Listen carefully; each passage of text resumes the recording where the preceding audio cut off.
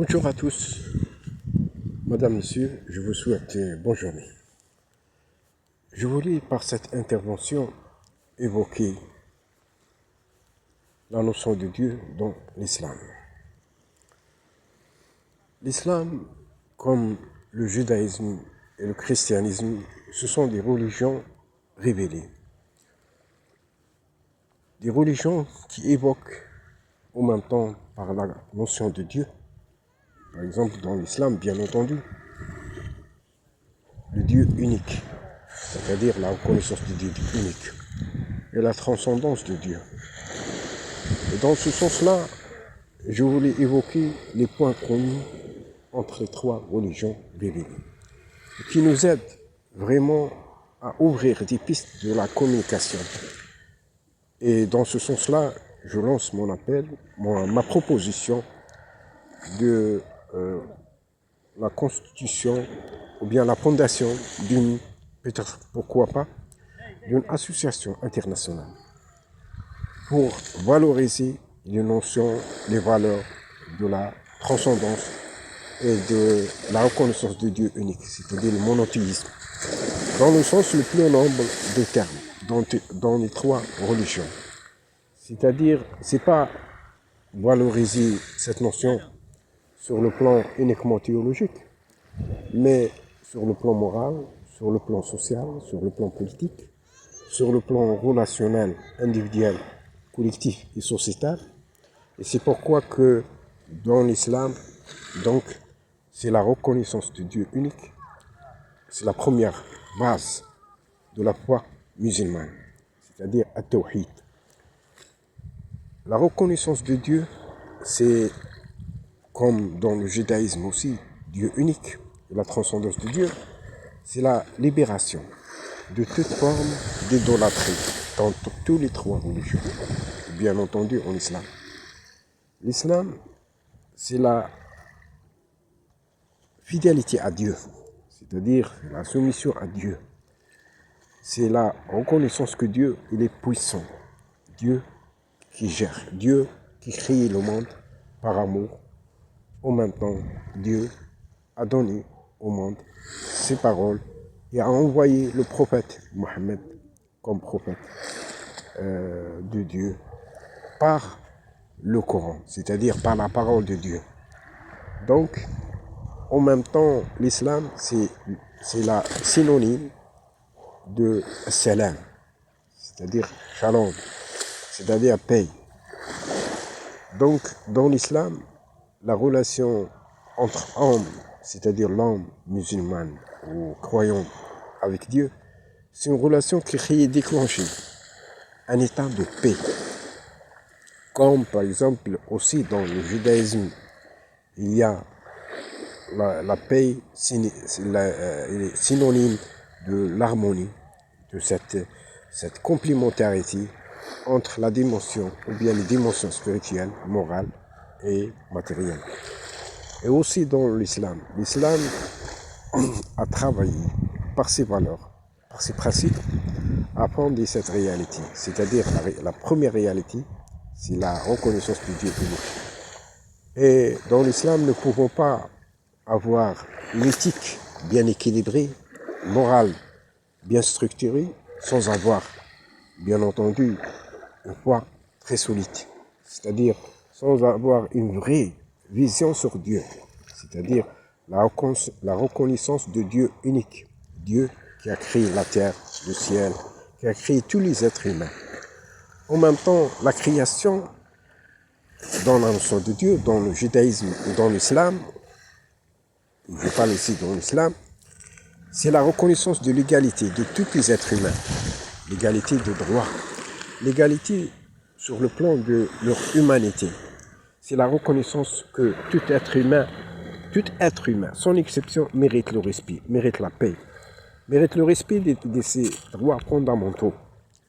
Donc, il n'y a pas cette différence entre les nations, entre les peuples.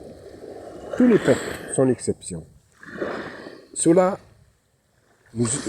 l'oblige de la reconnaissance, bien entendu, des droits légitimes de tel ou tel peuple, de telle ou telle société, d'avoir son État. y compris, bien entendu, le peuple palestinien. Madame, Monsieur, dans ce sens-là, je voulais aussi évoquer que la notion de Dieu unique ou bien la reconnaissance de Dieu unique dans l'islam, c'est la reconnaissance de Dieu amour, Dieu qui a donné ce monde, qui a créé ce monde pour l'homme. C'est pas créer l'homme pour le monde, c'est-à-dire vraiment à créer ce monde pour que l'homme doive avoir le bonheur, en même temps à exploiter ce monde avec bienveillance.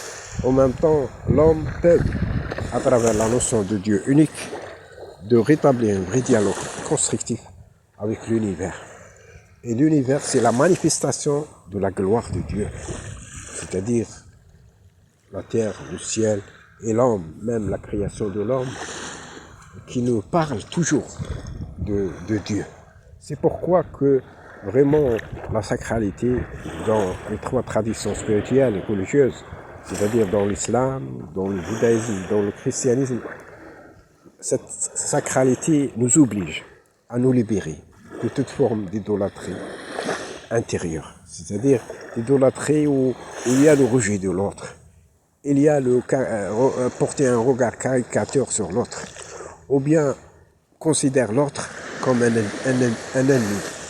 Et c'est hélas cette situation qui a créé les guerres, qui a créé les conflits, en même temps malheureusement a amené certains gens, soit musulmans, chrétiens, juifs, à entrer dans la logique suicidaire. Cette logique qui a ramené à des conséquences négatives, des conséquences tragiques pour toute l'humanité. C'est pourquoi que, Madame, Monsieur, nous sommes besoin de retourner à les valeurs de la unicité de Dieu, le monothéisme de Dieu, c'est-à-dire la reconnaissance de Dieu créateur. Dieu a créé l'homme pour que l'homme aime son prochain. En même temps, pour créer toute une atmosphère, des conditions sociétales, des conditions spirituelles, morales, qui aident tous les êtres humains de vivre en entente dans l'amour et dans la fraternité universelle. C'est pourquoi que vraiment la méditation dans le Coran nous interpelle et interpelle la conscience de chaque être humain que Dieu est créateur. Dieu a aimé le monde, Dieu a ordonné aux hommes de vivre ensemble, de vivre en paix, tout en respectant chacun dans sa conscience et en même temps chacun avec sa propre religion. Je pense que il y a des milliers de livres, des milliers de conférences, des milliers de personnalités de toutes tendances à travers le monde, musulmans, juifs, chrétiens, bouddhistes, hindouistes, etc. Ils ont parlé sur le dialogue entre les gens des religions différentes. Il y a des grandes institutions, des grandes religions, c'est-à-dire le Vatican, les musulmans, l'Azhar, le Qayrawan, le Zaytouna, etc., les hommes politiques, etc. Mais je pense que c'est le moment. À mon avis, c'est le moment. Il y a des failles dans ce genre de dialogue. Je pense que nous sommes réellement besoin de créer d'autres institutions capables de faire face à tous les défis relationnels entre les gens. Parce que la reconnaissance de Dieu unique, en même temps, la reconnaissance de la transcendance de Dieu implique un travail méthodique, un travail qui est réellement valorisé, réellement le projet de la fraternité universelle, c'est-à-dire sur le terrain, un travail institutionnel. C'est pas un travail intellectuel, uniquement intellectuel ou bien théologique, philosophique. Ça c'est bien. C'est pas un travail de discours qui passe par le temps, mais un travail institutionnel qui réellement nous aide à vivre vraiment cette relation, cette proximité avec l'autre, sous le regard de Dieu, sans dogmatisme bien entendu, en même temps d'être libéré pour être libéré de toute forme d'intégrisme, de toute forme de racisme, de toute forme d'antisémitisme. En même temps d'ouvrir des pistes, des brèches pour des perspectives, des alternatives nouvelles. Cette alternative basée sur un travail méthodique, à mon avis, fondé sur les instituts. C'est pour ça que je lance mon appel à tous les rabbins à travers le monde, en même temps les évêques, les cardinaux, les imams, en même temps avec d'autres dirigeants de l'hindouisme, bouddhisme, d'ouvrir des institutions, c'est-à-dire communes, où chacun vivre sa foi pleinement. En même temps, ce genre d'instituts nous aide à construire un dialogue constructif, un dialogue qui voulait vraiment participer à la construction de la civilisation moderne, en même temps de redécouvrir encore que les guerres, les conflits, en même temps l'esprit de la domination, de la colonialisme nous amène jamais à la vérité, vraiment au bonheur des hommes. Et nous voyons actuellement sur le terrain que les guerres ne sont jamais des solutions, des conflits, des solutions. Face aux faillites, bien entendu, des tendances intégristes, des tendances racistes, face aux faillites de tous les discours qui mettaient le doigt sur le musulman et le considèrent comme un ennemi. Donc, ce sont des discours suicidaires qui a ramené actuellement à des milliers de victimes en Palestine, Israël, à travers le monde. C'est pourquoi que l'urgence, mesdames, messieurs, de revivre les valeurs de la transcendance de Dieu que nous voyons actuellement, bien sûr, nous pouvons redécouvrir dans toutes les traditions, y compris bien entendu dans la tradition musulmane, c'est-à-dire la reconnaissance de Dieu unique, en même temps Dieu créateur, Dieu amour, qui est réellement à ouvrir des pistes pour toute l'humanité, afin que Dieu puisse, nous vivons sa proximité par amour son prochain et par amour pour tous les autres, sans exception de race, de religion et de culture. Madame, Monsieur, merci beaucoup et à bientôt.